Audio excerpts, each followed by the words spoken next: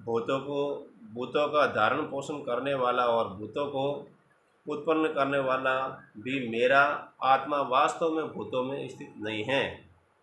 जैसे आकाश से उत्पन्न सर्वत्र विचरने वाला महान वायु सदा आकाश में ही स्थित हैं, वैसे ही मेरे संकल्प द्वारा उत्पन्न होने से संपूर्ण भूत मुझ में स्थित हैं, ऐसा जान।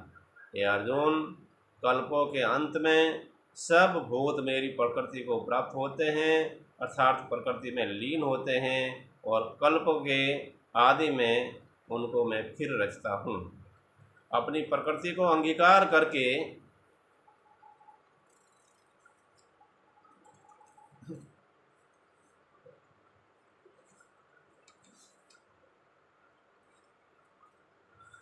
स्वभाव के बल से परतंत्र हुए संपूर्ण भूत समुदाय को बार बार उनके कर्मों के अनुसार रचता हूँ। हे अर्जुन, उन कर्मों में आसक्ति रहित और उदासीन के सदर्श स्थित मुझ परमात्मा को वे कर्म नहीं बांधते।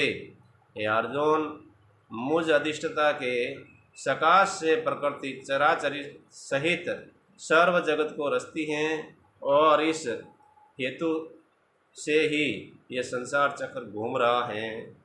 मेरे परम भाव को न जानने वाले मूढ़ लोग मनुष्य का शरीर धारण करने वाले मुझ संपूर्ण भूतों के महान ईश्वर को तुच्छ समझते हैं, अर्थात अपनी योग माया से संसार के उद्धार के लिए मनुष्य रूप में विचरते हुए मुझ परमेश्वर को साधारण मनुष्य मानते हैं। वे व्यर्थ आशा, व्यर्थ कर्म और व्यर्थ ज्ञान वाले विक्षिप्त चित्त अज्ञानी जन राक्षसी, आसुरी और मोहिनी प्रकृति को ही धारण किए रहते हैं। राम राम। परंतु हे कुंती पुत्र, देवी प्रकृति के आश्रित महात्मा जन मुझको सब भूतों का सनातन कारण और नाश रहित अक्षर स्वरूप जानकर अनन्य मन से युक्त होकर निरंतर भजते हैं। वे दृढ़ निश्चय वाले भक्तजन निरंतर मेरे नाम और गुणों का कीर्तन करते हुए तथा मेरी प्राप्ति के लिए यत्न करते हुए और मुझको बार बार प्रणाम करते हुए सदा मेरे ध्यान में युक्त होकर अनन्य प्रेम से मेरी उपासना करते हैं। दूसरे योगी मुझ निर्गुण निराकार ब्रह्म का ज्ञान यज्ञ के द्वारा अभिन्न भाव से पूजन करते हुए भी मेरी उपासना करते हैं, और दूसरे मनुष्य बहुत प्रकार से स्थित मुझ विराट रूप स्वरूप परमेश्वर की प्रत्यक्ष भाव से उपासना करते हैं। क्रतु में हूँ, यज्ञ में हूँ, स्वदा में हूँ, औषधि में हूँ, मंत्र में हूँ, घृत में हूँ, अग्नि में हूँ, और हवन रूप क्रिया भी मैं ही हूँ। इस संपूर्ण जगत का दाता अर्थात धारण करने वाला एवं कर्मों के फल को देने वाला पिता पितामह जानने योग्य पवित्र ओंकार तथा ऋग्वेद, सामवेद और यजुर्वेद भी मैं ही हूँ। प्राप्त होने योग्य परम धाम भरण पोषण करने वाला, सबका स्वामी, शुभ अशुभ को देखने वाला, सबका वास स्थान, शरण लेने योग्य, प्रत्युपकार न चाहकर हित करने वाला, सबके उत्पत्ति प्रलय का हेतु, स्थिति का आधार, निदान और अविनाशी कारण भी मैं ही हूँ। मैं ही सूर्य रूप से तपता हूँ, वर्षा का आकर्षण करता हूँ और उसे बरसाता हूँ। हे अर्जुन, मैं ही अमृत और मृत्यु हूँ, और सत असत भी मैं ही हूँ। तीनों वेदों में विधान किए हुए सकाम कर्मों को करने वाले, सोमरस को पीने वाले, पाप रहित पुरुष मुझको यज्ञ के द्वारा पूजकर स्वर्ग की प्राप्ति चाहते हैं। वे पुरुष अपने पुण्य के फलस्वरूप स्वर्ग लोक को प्राप्त होकर स्वर्ग में दिव्य देवताओं के भोगों को भोगते हैं।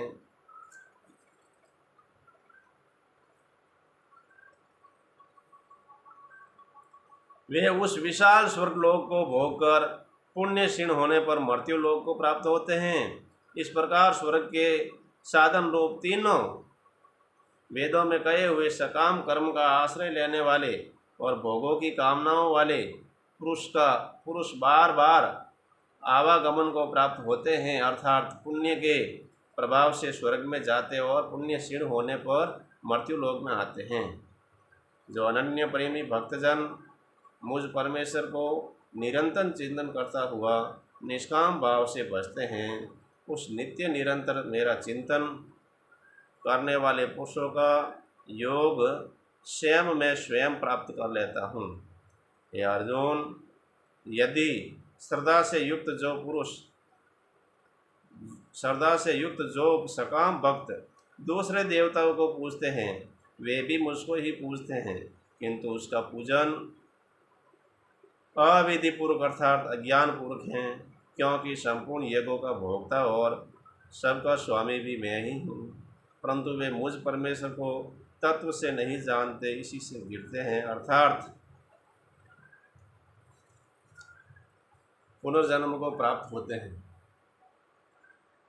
देवताओं को पूजने वाले देवताओं को प्राप्त होते हैं, पितरों को पूजने वाले पितरों को प्राप्त होते हैं, भूतों को पूजने वाले भूतों को प्राप्त होते हैं, और मेरा पूजन करने वाले भक्त मुझको ही प्राप्त होते हैं। इसलिए मेरा भक्तों का पुनर्जन्म नहीं होता। जो कोई भक्त मेरे लिए प्रेम से पत्र पुष्प और फल जल आदि अर्पण करता है, वह शुद्ध बुद्धि वह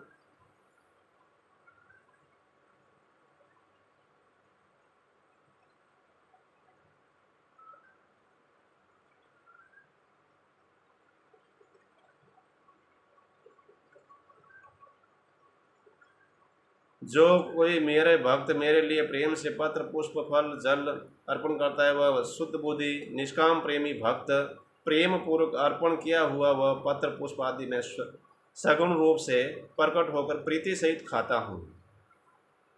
हे अर्जुन, तू जो कर्म करता है, जो खाता है, जो हवन करता है, जो दान देता है, जो तप करता है, वह सब मेरे अर्पण कर। इस प्रकार जिसने समस्त कर्म मुझ भगवान के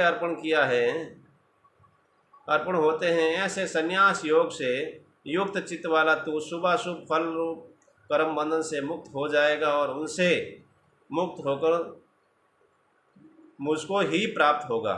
मैं सब भूतों में समभाव से व्यापक हूँ, न कोई मेरा अप्रिय है और न प्रिय है, परंतु जो भक्त मुझको प्रेम से भजते हैं वे मुझ में हैं और मैं भी उनमें प्रत्यक्ष प्रकट हूँ। यदि कोई अतिशय दुराचारी भी अनन्य भाव से मेरे भक्त होकर मुझको भजता है तो वह साधु ही मानने योग्य हैं, क्योंकि वह यथार्थ निश्चय वाला है, अर्थात उसने भली भांति निश्चय कर लिया है कि परमेश्वर के भजन के समान अन्य कुछ भी नहीं है। वह शीघ्र ही धर्मात्मा हो जाता है और सदा रहने वाली परम शांति को प्राप्त होता है।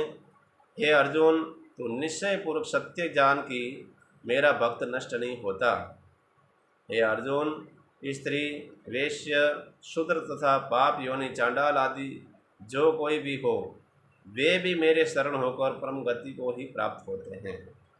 फिर इसमें कहना ही क्या है, जो पुण्यशील ब्राह्मण तथा राज ऋषि भक्तजन मेरी शरण होकर परम गति को प्राप्त होते हैं, इसलिए तू सुख रहित और क्षणभंगुर इस मनुष्य शरीर को प्राप्त होकर निरंतर मेरा ही भजन कर।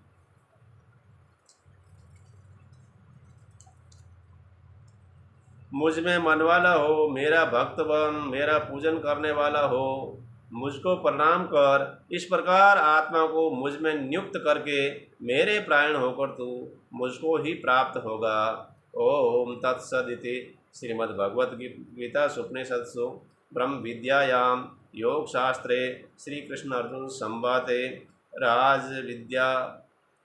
राजगुह योग नाम नवमोऽध्यायः।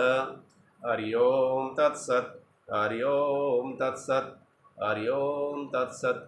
ओम शांति शांति शांति। राधे